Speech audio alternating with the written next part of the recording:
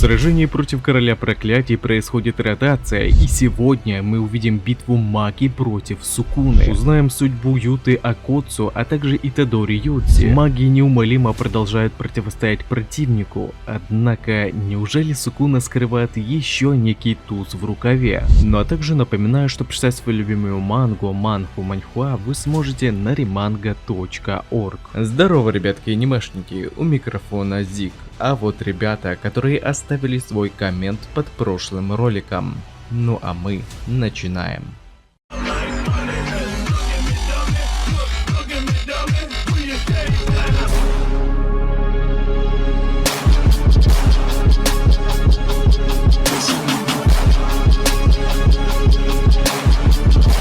Итак, на связи 252 глава манги «Магической битвы». Переводил ее сами, так как я не профессионал, а любитель, могут быть ошибки. Глава начинается до момента применения Сукуны разреза по своим оппонентам и демонстрирует нам разговор Ина и Кусакабе. Стоя около территории Юты, Такума говорит, что было бы лучше, если бы сражаться против короля проклятий пошло бы больше магов, ведь изначально они планировали отправить к Итадори и Акоцу еще и Чосо. Однако Кусакабе утверждает, что делать подобный ход уже слишком поздно, поскольку если кто-то еще попытается пройти за барьер, тогда Сукуна это заметит и придет в себя, а они потеряют возможность внезапной атаки, и считает, что весь план пойдет коту под хвост. Затем нам показывают Маки Зенин, готовящуюся к мгновенному рывку к противнику. Сейчас она выжидала специального момента, когда Юта подаст сигнал, означающий, что им удалось максимально ослабить внимание противника, после чего территория Юты Акоцу разрушается. И это и есть тот самый сигнал, который ждала Маки. А значит, это не Сукуна разрушил, а Юта сам деактивировал свою технику. Впоследствии чего Маки моментально врывается на поле битвы и пронзает противника клинком, разделяющие души. Все это произошло в тот самый момент, когда Рёмен нанес растекающую атаку по своим оппонентам. А воспользовавшись эффектом внезапной атаки, Рика хватает тело Юты и направляется к Юи, дабы перенести его тело в другое место и залечить его раны. Также видно, что Рика словила не рассеченное, а полноценное тело Акоцу, а значит можно предположить, что Сукуна все-таки применил обычный разрез, поражающий врагов как перед собой, так и проклятого духа, который стоял позади него. Хотя ранее Рёменом предполагалось, что для противостояния ангельской лестнице он использует именно разрез мира. Даже заклинание для этого произносил, когда Итадори пытался достучаться к душе Мегуми. Но видимо в последний момент он изменил свое решение и применил обычный разрез, раз уж Юту все-таки будут лечить. Главному герою тоже прилично досталось от атаки Сукуны, но Юдзи не сдается и пытается продолжить бой. Вот только от полученного урона он сваливается на землю и харкает кровью. Все это время он лечил свои раны обратной проклятой техникой спустя всего месяц, как смог ее освоить. Так что ГГ понимал, что он попросту не успевает исцелить свое тело должным образом от постоянного наплыва урона короля проклятий. Но тут появляется Чосо и говорит Итадори продолжать использовать обратную технику, дабы полностью залечить свои раны, пояснив, что ему нужно распространить кровь каждому уголку тела, будто пуская корни, тем самым завершая весь контур своего тела. Так что Юдзи все еще в игре. Затем действие переходит к Маки и Сукуне, которая намеревалась продолжить атаку разделителем душ и с того же положения пыталась разрезать противника надвое. Однако Рёмен успевает увернуться от этого удара, обратив свое внимание на общую обстановку на поле битвы. Как раз таки и говорят, что Юта сам деактивировал свою территорию для того, чтобы подать сигнал своим союзникам. Также король проклятий осознал, что ему трудно так быстро залечить рану, полученную от клинка Маки, поскольку этот клинок наносит урон по душе противника, а соответственно такую рану невозможно залечить обратной проклятой техникой, так как это совершенно другой тип урона, нежели при битве с Сатору Коджо. Вот только это совершенно не помешает Сукуне продолжить битву, после чего, взяв обломок, он швыряет его в своего оппонента. Однако Маки успешно уворачивается и тут же с нижнего положения контратакует противника. Но Рёмен поджидал этого момента и попытался вырвать клинок из рук Зенин, однако Маки, используя инерцию от удара, опрокидывает противника и со всей дуры швыряет его в ближайшее здание. Король проклятий же решил ограничить ей обзор и, рассекая здание на мелкие куски, запустил все эти обломки в сторону оппонента, после чего, пока видимость была нулевая, сквозь эту преграду Сукуна сразу же атакует рассечение. Вот только маги замечают эту атаку и в сию же секунду уклоняется. Лицезрев этот финт, Рёмен осознал, что она способна видеть все его техники лучше кого бы то ни было. И подобная встреча напомнила ему бой с Махарагой в Сибуе. Также, несмотря на то, что сердце Сукуна было проткнуто разделителем души и он не может пока залечить это увечье, вот только это никак не мешает ему существовать, поскольку Сукуна поддерживает его работу благодаря проклятой энергии. А на возражение Маки, неужели он продолжит сражаться с ней в подобном состоянии, Рёмен ответил, что подобная мелочь вовсе не доставляет ему никаких проблем. Немного также показали нам обстановку противостояния Хакари против Ураумы, где Кинджи говорит, что он легко способен ощутить присутствие короля проклятий, и ему известно, что его силы начали понемногу иссякать. При этом противника все еще продолжают избивать, после чего Хакари заявляет, что такими темпами они забьют Рёмена и победят в этой битве. Однако Ураума лишь посмеялась над ним, говоря, что он полнейший дурак, ибо по движению проклятой энергии Ураума поняла, что Сукуне вовсе не интересно сражаться с нынешними противниками, и поэтому им должно быть стыдно, что все они вместе не смогли продемонстрировать бой хотя бы на том же уровне, что и Годжо, ибо Рёмен Сукуна еще даже не выкладывался на полную.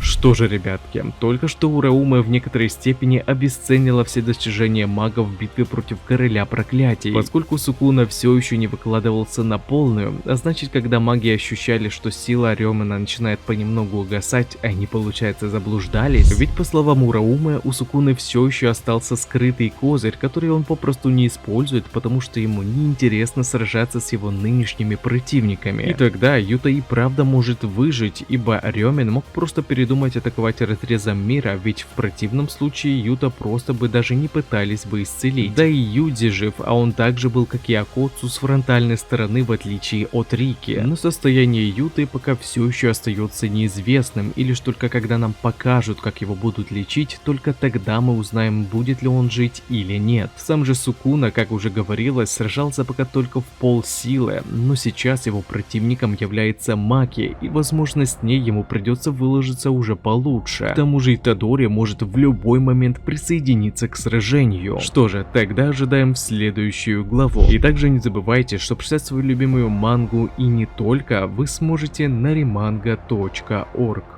А на этом ролик подходит к концу. Пишите в комментариях, что вам понравилось, а что не понравилось, и несколько комментариев попадут в следующие ролики. Если тебе понравился ролик, тогда лайк и подписка для меня будет лучшей благодарностью. А также не забываем про колокольчик, ведь в последнее время не всем приходит уведомления. Всем спасибо за ваш просмотр, мирного неба вам над головой и всем пока-пока.